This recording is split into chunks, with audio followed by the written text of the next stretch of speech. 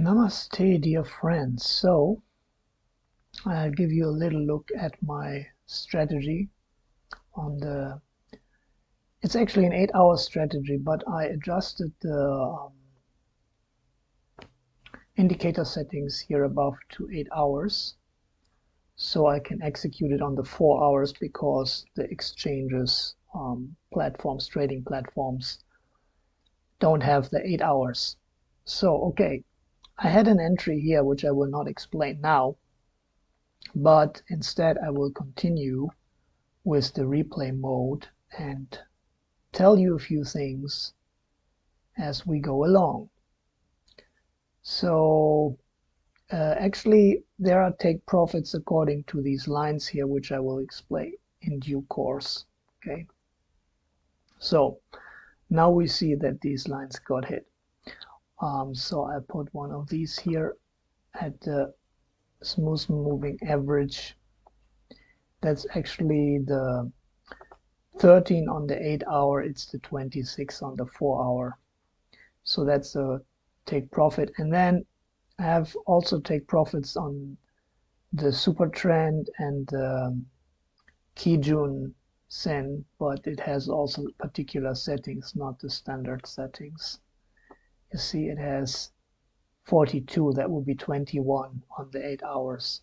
And the Tenkan Sen, or the conversion period, is 3 on the 8 hours and 6 on the 4 hours.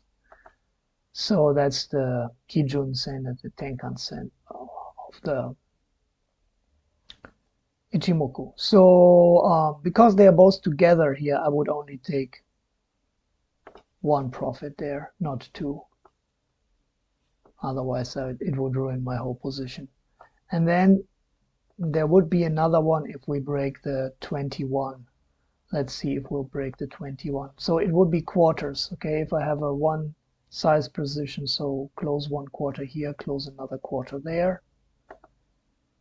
Now it just, you know, barely touched it.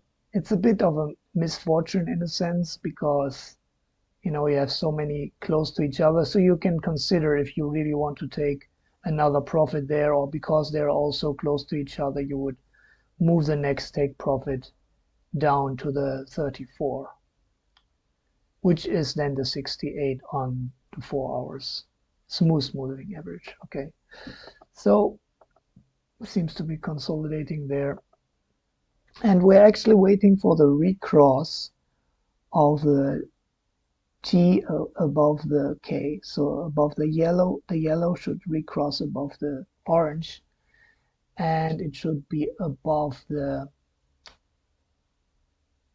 violet line.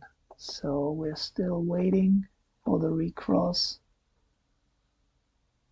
So there we have the recross. And now the question is, do you enter here or not? You enter here only if you have a hidden bullish divergence, ideally below 50. So you see we had here at the previous entry, we had a low of 47.87, and we broke it here. And we also have a slight reversal divergence here with a higher low on the price and a lower low on the RSI. So that looks good. And also we have the recross of the stochastic RSI and the TDI or RSI crossed also over the moving average. So these are all signs which I have, you know, written down here in the strategy that you want for an entry. So I would say also, yeah, main thing is that the 34 8 hours is above the 100 8 hours, and the 13 is above the 34, which then again on the 4 hours are different numbers, but we don't need to go there. You know, it's double. The digits are double on the 4 hour compared to the 8 hour. So now you can think if you want to add, because you still have the position from down here. So even if you add a full position to it, yeah, you can compound your trading size without getting into any risk of a loss, because you still have half the position from here And if you add a full position, then your stop will something be like around 1850 something. So yeah, you can still add a full position here, in my opinion. Let's see how it goes. Super trend also gets green again. And there you go. There you go.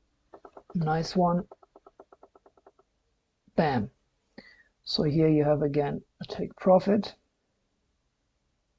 1/4. So you had actually a 1.5 size position, and then of that position you take 1/4 profit again.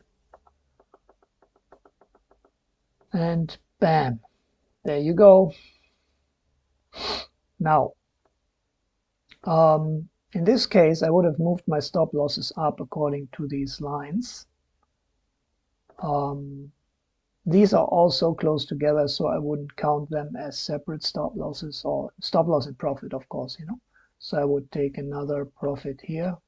I don't know, it says I have to switch off this magnet function. Take another profit here, and then complete close the whole position when it breaks the 34 8-hour moving, smooth moving average. So overall, big profit on this one. I'm not calculating this now. And then you again have another nice hidden bullish divergence, of course, with this point here. Now I can drag it here for make it more clear. And actually, yeah, so actually it should be maybe like this.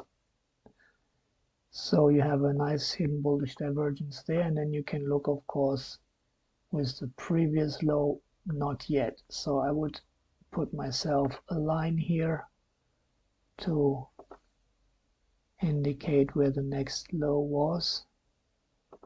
And I think that we will keep for the next video how this story goes on. Thank you for your attention. Comments and questions are welcome. May the OM love be with you.